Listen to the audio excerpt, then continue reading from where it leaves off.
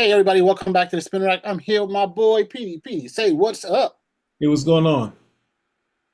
Hey, today we're going to be discussing a new show, a new movie spin-off series from Angel Studios. Where they're going to have a movie like I guess, what do we call those movies that they usually do? Pilot.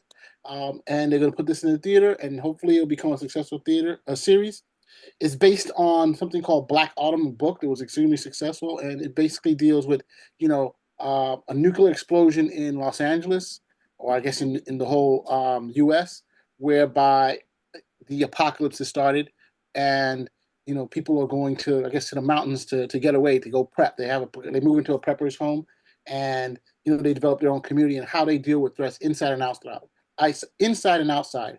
So hey, there's been a lot of books about this. There's a whole community of people that are trying to develop this. Let's see how Angel Studio does their version of it. Bring it Ready? on, Selector. Okay, here we go. Everyone wondered how the world broke. We're under attack.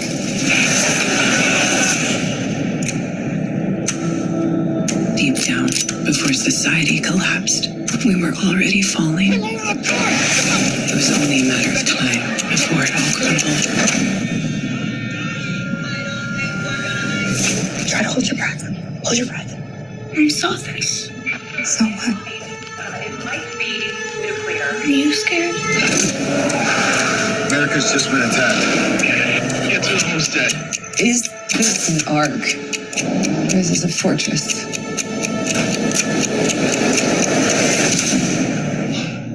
It would take a miracle for this to work. But I believe in miracles. Everyone wants to know how the world ended. This is the story of how it began again.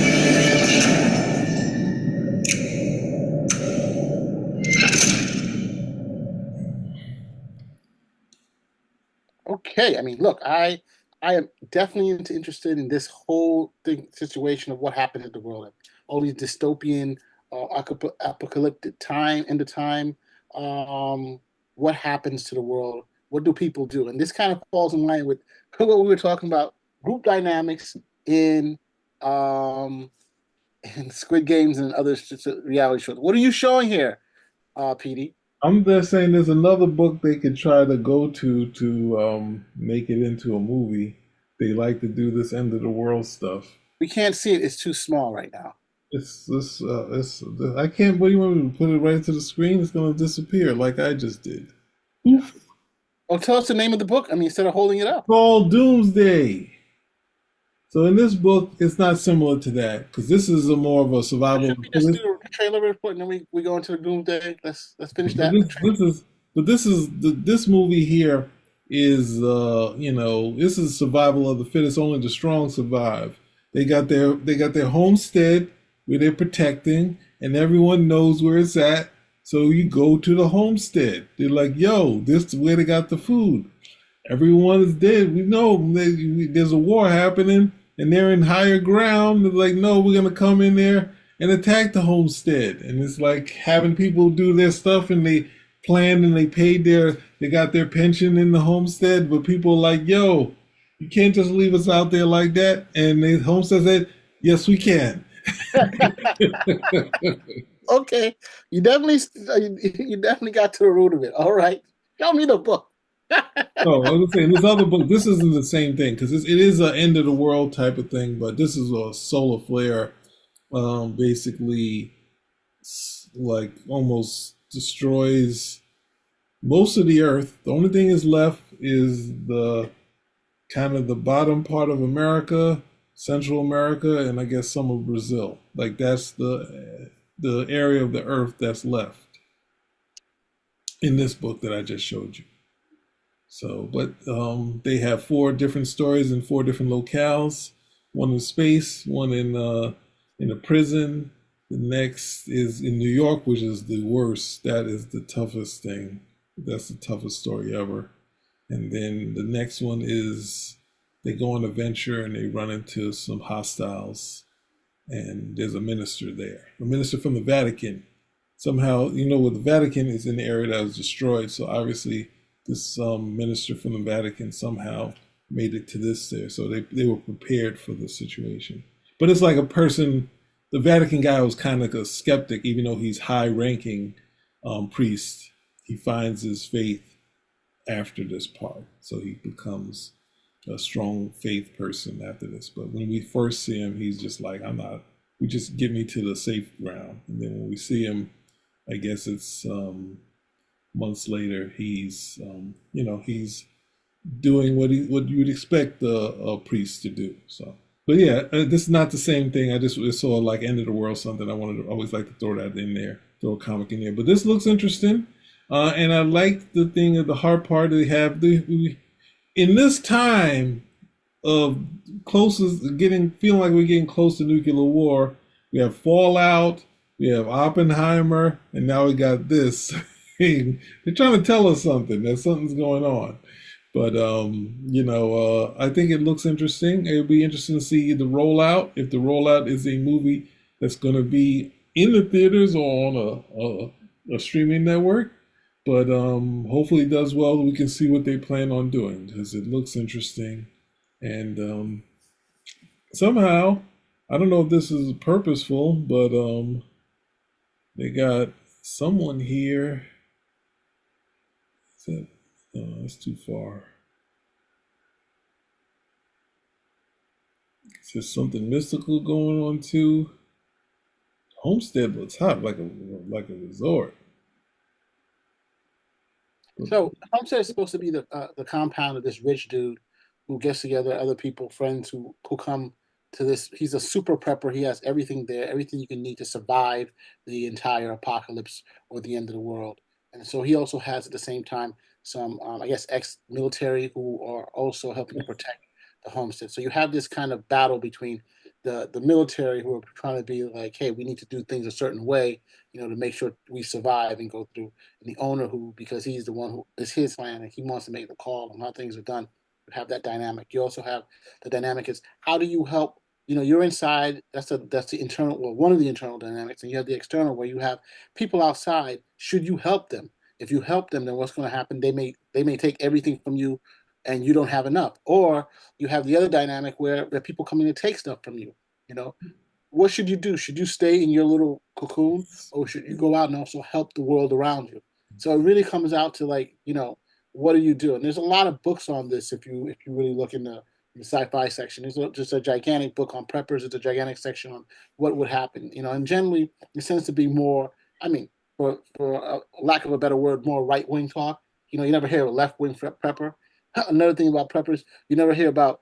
You don't really hear about prepper people surviving in the cities. It's usually, oh, we got to go out like to the mountain pure air, and this is what's going to help us survive. Do I think that stuff will? Because I think everybody in the city will just descend into crazy murder and destruction, which is a possibility that could happen. But at the same time, you've seen also where even in wars, that you see cities and neighborhoods continue to exist after all the crazy hell has happened, especially those who stick together and try their best. And how is authority re-established throughout? So this is where I guess the whole series comes in. First, they start off with the homestead and how it manages to exist, to coalesce. The beginning of this as we call it the pilot for the show, and then you have the series continuing. And Angel Series has been a pretty innovative studio. They've done a lot of stuff. They did the Chosen series, which at first was only on their app, and then it moved on to different channels. They've done movies with the Chosen, and they've also done other shows that have come out. And they're with a more Christian conservative leaning. And one thing I gotta say, some of the stuff, their movies that come out, the budgets are much smaller, and so therefore are able to gather more steam in terms of how much they make and how successful and how they're able to repeat those particular types of niche films, if they're niche or not. So what's your take, PD, on the whole thing that the Okay, so my first opinion was shoot anyone trying to break in on site, right? And okay, so if I have not prepared, I'm not going to say I'm not prepared right now, but say if I am similar to how I am now, then let me in. Let me in if I'm on the other side and I need to get in. If but I'm not letting on the you in? inside, shoot him. You got to help your brother out. You just When does give it us stop? help us Where does it help stop? us help us learn how to help us learn how to farm, and then I'm just eating. It's very good. It's very Well, one of the things that they do in books, and also I think they also did this in a series in Walking Dead, where you have the people who are organized first and right away, right? And that's the main group. And then they do there's a series called Dies the Fire where depending on where you went, there are groups that brought people in, and there are groups that brought people that made it where the original people or the strongest people became like the lords and later they literally established the feudal system where those who got together, they got the best houses and stuff, and then everybody below them was either enslaved or made a citizen where they had to follow who the top guys were, because they had the resources. So if you wanted some of the resources to live, you had to do exactly what they say, and what happened over time is these different visions based off of the leader started to coalesce differently. So one was like, hey, free love, not free love, but they were like more open democracy, let's work together, but they still had a very strong leadership. And then you have another where it's like, we're going to do the feudal system, bro. I'm the king, you're the baron, you're the this is where you do whatever you want to do on your land as long as you kick it up to the top. And so it's just, you don't really see those extremes here in TV shows, but well, that's not true. You do see in some TV shows, but it's just interesting how people will coalesce and the necessity for having good leadership and how hard it is because without good leadership, you can go anywhere. And you can even see this in reality games where you see a group forms, and the question that there's always like one or two strong characters, and depending on how these strong characters act and interact with each other, sometimes you're using the entire group as just a throwaway. You know, another time they're intentionally causing dissension within the rank. And other times they're just sitting in the cut, just waiting to see what happens before they pounce because they really don't care about their group. While others really care and they try to bring the whole group up, and something that doesn't always work. So it's to me the group dynamic in the very end and what you're going to do to survive. yeah. Permutations. So I hope I hope the movie show is good. I like Neil McDonough. He's been in a ton of TV shows. He's been in Yellowstone. He's been in um, Arrow. We've seen him in Arrow. I think he was in Legends. He has been in, I guess, the Tulsa King. I think I saw him in there too. I mean, unfortunately, a lot of times he plays bad guys, so you see him in a lot of stuff. But I think he's a good actor. This guy, Hmm? this guy. No, the other guy, the rich guy. Oh yeah, from Tulsa. Yeah, yeah. Okay, now yeah, he was in Star Trek First Contact, and they got rid of him pretty quick. I don't know the other He guy so turned into a much, space zombie in First Contact or one of those Star Trek movies. and so the guy who plays the guy Jeff Erickson, I don't know him at all. I don't. He's done a lot of like Western style movies, so I'm not too familiar with his stuff here at all. But he was in Longmire. He was in there, a TV show. So it's about I guess a Western sheriff. Basically almost like a Western, a modern day Western, basically, which is a pretty interesting show. Mhm. Check out. But I say, hey, let's take a look at it. But is it, can you in this situation, can you live on your own without anyone else, or do you build your own empire? Hard part is how many guns do you need, and are you producing bullets? Well, in a world that a lot of people have died, I think you can find bullets generally easily. But the question is do you want to stay in your area or do you want to expand and go out? And how far is your gate? Do you have a like what's the name? Great Wall of China to stop people, or something like Wakanda when the Avengers Infinity War? Can you just go around the corners and catch up with them? At some point, it's going to run into the horde and the phalanx coming against what's your military training. You're going to be dealing with that sort of thing. Is how do you deal with the horde coming in and saying, "Well, I'll just go around this way. I'll just go around the corner." 'Cause I'm Well, I mean, looking at it, you're not seeing a fence yeah. around the thing, so they got one gate in mountains. So you climb up the other side of the mountain, to get to it and almost die, or that sort of thing. But at the same time, it looks like it could be really good. What we gotta say, the hard part of this is it only white people in this thing? Oh no, I think I saw either brother Do or you sister. see any brothers in there?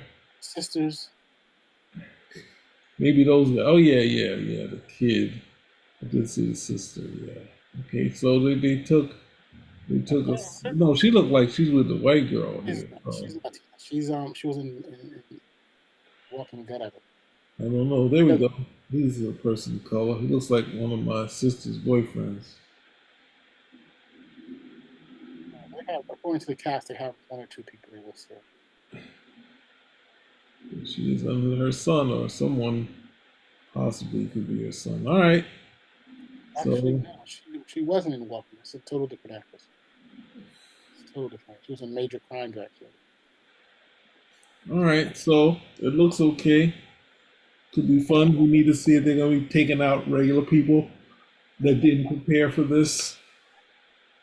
Well, one of the things they do, like I said, Angel Studio, there are more people out there to do acting. You don't have to do the same people, and of course the budgets are much more modest on what they're doing. But hopefully there's success going there. So for all of them, for everybody who's there in the series.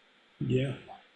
Like I said, the biggest name that I know is like Neil McDonough, and that's only because we've seen him in so many films throughout the years. Mhm. That dude must have. I mean, he works every year. Yeah. So it's cool. So yeah, I'm down for seeing it. Like this house reminds me of a modern day castle. You know, if are they going to control it there and just say, "Hey, we're not moving out," or are we going to actually make sure that those around us know that we're here and you do your thing, we do our thing, probably will work. I mean, can you live in a world by yourself? That's another thing too. Yeah, you can sit there all pretty for a while, but eventually you're going to have some big dude who's going to come by and say, "Yo, yeah, you may have stopped the masses. You may have stopped the horde, but you know what? I'm a better nut to crack. I can crack you guys. Well, I mean, that's how you get a series going. You take out the, first wave, and then the second wave comes, and you're like, oh no, they bust in. This is literally what happened in, regretfully because people passed, but at those basketball events that Puffy was giving. And I was at the first one where nobody died, and Hot 90 said, "Hey, come down." So when I got there, they're like, "No, we're already sold out." But they were like, "We just heard on the radio to come down."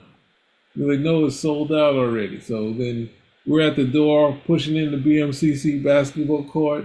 The door is just waving, waving, and it opens up. And we get in. All right, we're in. It's like next thing you know, you're looking at that door. I'm like, oh, sweat. People still making their way, trying to get through it. It's like you got Michael Bivins, Puffy, a bunch of other people. I think Dougie Fresh might have been out there. Next wave, people are just filtering in, filtering in. Then they just let the doors open, and it just a mass of people, and the basketball game was over. So then the next one, of course, the tragedy happened. So the hard thing is having enough of security, and at the same time being able to take out people. Now, if you have a January 6th thing, I think the only one person with a woman got shot, and one cop was didn't have to a cop out there. I don't really, do you remind me something? Did the cop pass or just get injured? Where? At the January 6th, at the insurrection. There's several cops have passed away. Several park police have passed. Some from suicide. I think most of them from suicide related to the whole park. They were on the other side or the trying to They defend. were trying to stop it. Man, that's crazy that they committed suicide. All right. So Yeah, yeah, the hard part is that they somehow managed that situation as best they could. They couldn't get people from loitering around the Capitol building, but they did keep the people safe. So we'll see what they can do here. yeah. They're saying about 10 people may have died. Good Lord. That's terrible. I mean, that's what they say. I mean, I don't know. They say, all right, death. One rider killed by gunshot. One rider died from drug overdose. Two rally goers died from causes. That was immediately on January 6th. So that's 4 people. Afterwards, 1 police officer died from natural causes. 4 police officers died from suicide. But yeah, that's They about 10. getting bothered or something like that. Man, that's terrible. All right. It is terrible. So we'll see. Yo, like what we're talking about, Spinnerack, give us a thumbs up, comment. Hey, we want to hear. People agree with this whole madness. Is Homestead a series to watch? Is having Do a you want to? redoubt? Do you want people? Would you, if you were running, would you be shooting? Why am I the one saying I would shoot people down if I was running? Are you going to take people out? I'm a kumbaya type of dude. I'll be helping everybody. Yeah, right. This is. I don't even know what happened on this show. This show went totally unexpected. All right. I mean, look, the only way you're going to win, the only way you're able to be successful, I always believe, is working with groups, sharing authority with groups and getting their ideas. But you have to have a strong team. You don't have to have everybody. You have enough of a strong team to make sure decisions are made and followed through. If you can't do that, then it really doesn't make any sense.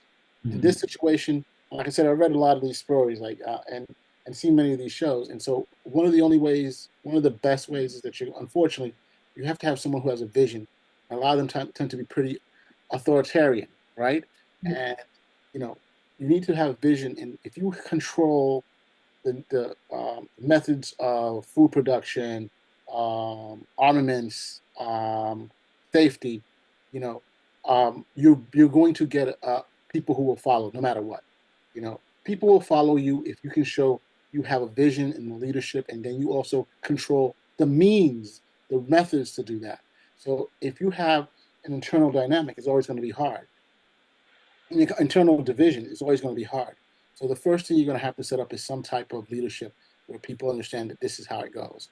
And unfortunately, in a situation where the end of the world is happening, or the end of the world as you know it, let's put it like that, the end of the world as you know it, because no one's saying, because you have many places throughout the world, hey, the war going on in the civil war going on in Sudan, the war going on in Palestine, Lebanon. I mean, people, power abhors a vacuum. So somebody's going to come in. Even if you kill everybody, there's still going to be someone who lives, and someone's going to try to impose their vision on others around them. So it's either you are going to be ahead of that and try to figure out how best to protect those who you love and those who are supporting you, and if you are able to and you have the resources, and the gumption, how you can help those around you. But there's no way for you to help everybody unless you start imposing some type of discipline, especially when there's chaos happening. And people will give up their, as we can see, and we see this all over the news all the time. People will gladly give up their rights so that they can live, right? Especially if they're hungry, they're getting shot at, they're trying to save their children and family. And unfortunately, this is a human trait, survival, and what people will give up. It may be for the short term. Many people will think it's for the short term in our day and age, Mhm. but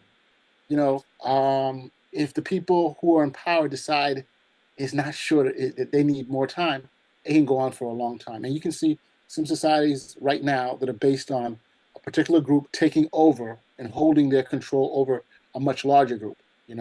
And I can't say who specifically because Yeah, yeah, advertisers yeah. in the future, and You're you may right. go to an Eastern country or an African country or even a European country where you're like, uh, you know, we saw your episode and you are going to jail now.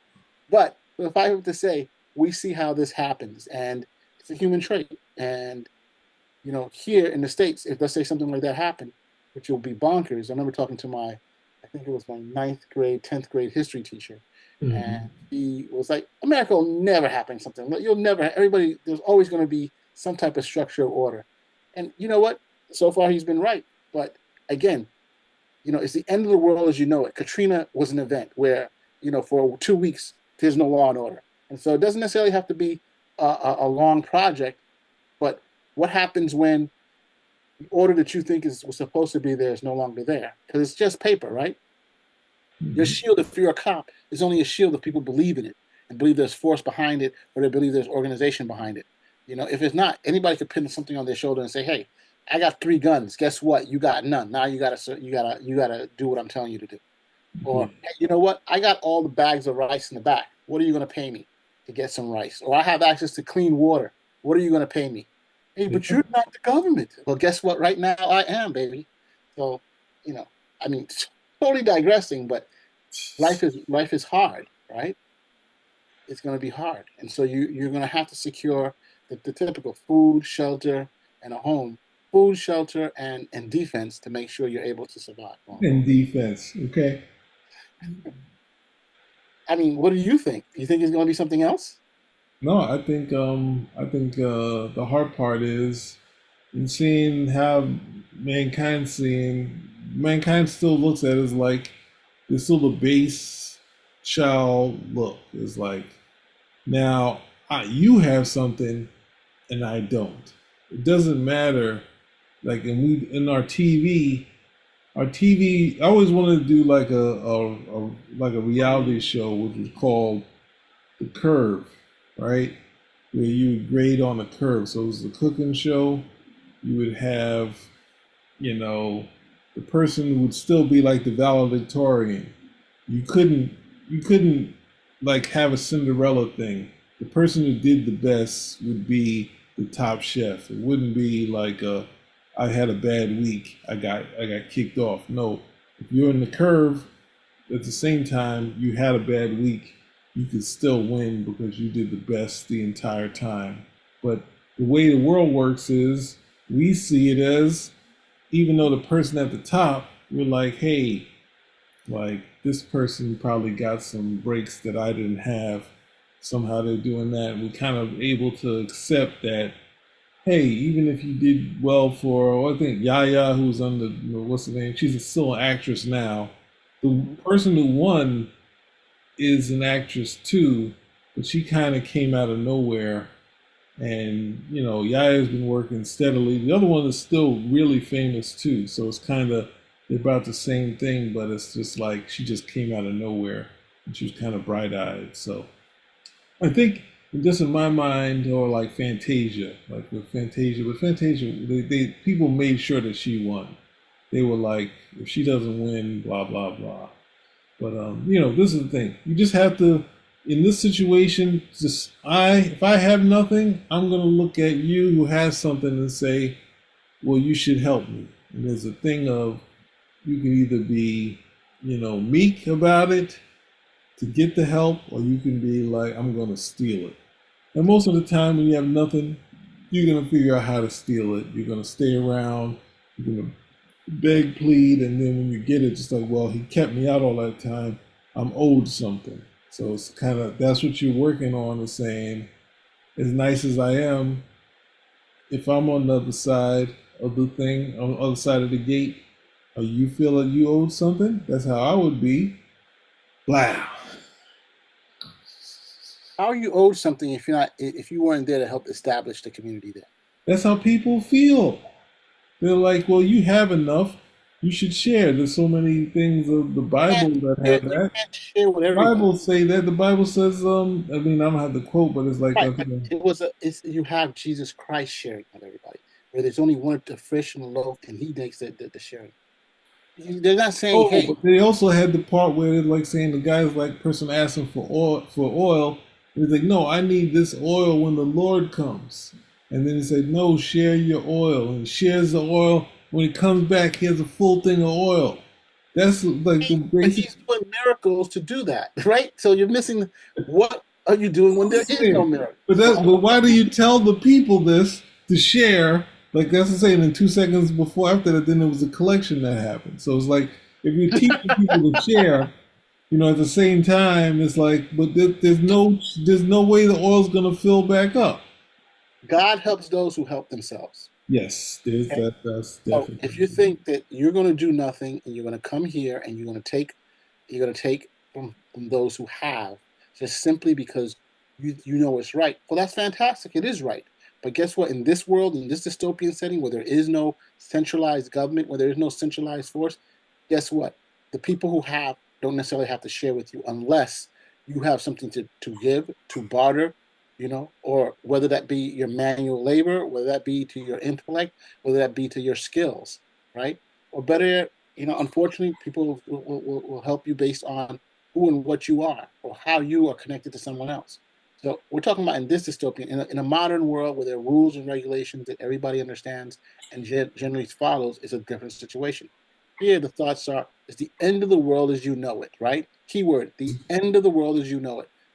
What do you do, and how do you handle that, right? So if you are on the other end where you are in the castle, as per se, you're a part of that. That's one thing. But if you're outside that wall, outside that fence, you know, that's where life is hard. That's where you're going to have to make some strong decisions. You see somebody over there who has food, who has drinks, but you know that your kid doesn't have any food, or no kid, or that woman over here, has food or drink. What are you going to do to get it? What are you going to trade together? You know, are you strong enough to band together with others to impose your will on those over there? Or smart enough to impose your will on others? So it's I think, us living in a modern society is hard to say, but in societies where things have crumbled, and I'm just using the war as a Sudan as an example. There are other examples throughout the world, and you have roving bands of people that are even controlled by the opposite group. There's a civil war between two main groups, but they're groups that are affiliated and they're doing whatever the hell they want, and you're like, oh my gosh, right? You know, it's hard. It's really, really hard unless you yourself have the weapons and to do and tell them, hey, move on. We don't want you. Yeah. What happens if they come back with more weapons? And what happens if they come back with more, what happens if you need something? So, it's a really tough stuff. It's you're gonna have to really sit down and say, what is my moral compass and what's the key thing that makes me tick? Can I go and take from them and be okay with it? I think when you have nothing, there's a good chance you can try to take, which is not right. And at the same time, I think the people on the other side have to understand that the moral compass is that you got to take out as many people as you have to if someone's going to take from our regular thing of food. You know, but this is how I guess the initial wars happen. And, like, Well, I think, what was it? They say, like, to stop it in before before the pilgrims and whatnot got here. They say the Indian had to they basically made us the style of government so they wouldn't fight anymore, which is kind of what, they say that the Americans kind of looked at it and said, yeah, this kind of makes sense. We just need to tweak it a little and put some fancy words to it. But it's like that aspect of someone looking at the other side and saying, hey, they got it. We got a war with them. Like, all right, we're gonna stop these wars. You need to talk and this and that. But the other problem is now you have basically barbarians on one side, and you have your people. So, do you trust the barbarians to take whatever rations you can give them? No. So you have to manage it. And then at some point, the barbarians will say, "Hey, I can't give it this time. Our crops were less." And they're like, "But you gave it to me last time." You know, you see it in a situation like people in prison. They're always talking about something being fair, and when they were, not the ones that obviously say they're innocent, people that have actually done serious crimes, and they're like, "Oh, this isn't fair. You told him this and him that." Like, you're not supposed to even be thinking about that. Just be thinking about the time that you're in there. So it's a hard thing to tell people when they got nothing, because then, we've turned that into, you know, everyone talks about what they went through when they were growing up. Oh, I was in a tough environment. You got it, this, that. I mean, the idea of even us going to Jersey was such a big effect to the people, to almost like, not to the who were close to us, but like kind of made a big wedge to kind of say, well, maybe it was different. Maybe it was, wasn't, they were on, like the moving on upside, and then on the other side, it's like, we're dealing with the struggle and that sort of thing. It was just like, yo, it's like it's hard to look at the situation and say, we were still peers. yeah. That's it. I mean, your prisoner, that's a good example, but your prisoner example is pretty good. Like in a society like this, do you have prisoners? Do you have enough space? Do you have enough food to give to the people who are now prisoners, right?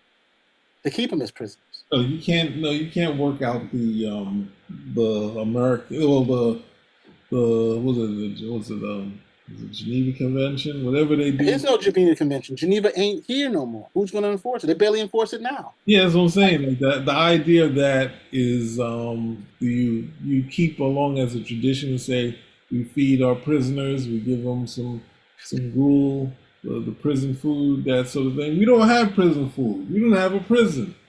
We got And there may be categories of prisoners you never want to have, right? That you say, well, this category, they're gone. Well, other categories, there's redemption, but you have to work. So again, when you do this, when this happens, if it should happen, you really have to sit down and say, what are the rules I'm willing to live with? And the only one who can impose those rules on you are you. But then again, you also have the enemy who will also be at the same time using the rules that they have, and they may change your rules because for them, you know what? Anybody we kill, any prisoner we kill. While for you, you're like, no, we'll let them save. We'll give them some food and stuff. And they're like, well, this is now the world. So you're like, I'm giving enemy food. I'm trying to say, does it make sense for me to continue to do that, especially if he's killing ours? At what point do you say, well, man, an eye for an eye? You know, well, that's the thing. If someone's defending their estate that we see here, and then castle. It looks like a castle. yeah, capital is like so you. It's the rules of engagement. All right, you attack, you kill kid that's along with attacking, and they're like they build themselves into a frenzy, saying, "Oh my God, you killed a kid." He said, "No, but you guys attacked us." He said, "No, but you killed a kid. You went too far." He said, "No, that's in retaliation to what you did, your initial attack." He said, "No, no, we gotta attack again." And then they attack again. And they lose more people, but then they're still like, "Oh my God, how could you kill us when we attacked?" And it's like that's when you get to this strange thing that we're going through now on TV, where you're talking about every time the other person attacks, you don't talk about what you did to get that, get the reaction to it.